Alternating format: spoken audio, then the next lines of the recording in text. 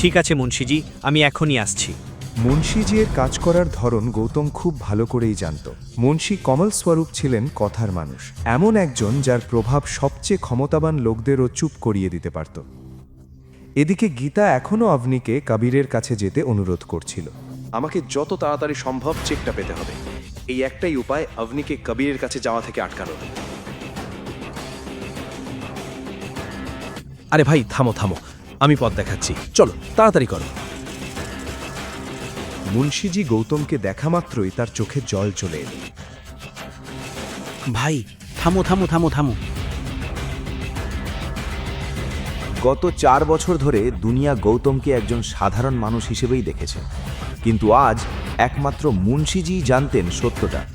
গৌতম এখনও এত সম্পদের মালিক ছিল যে চোখের পলকে চ্যারিয়েটের মতো 10টা কোম্পানি কিনে নিতে পারত।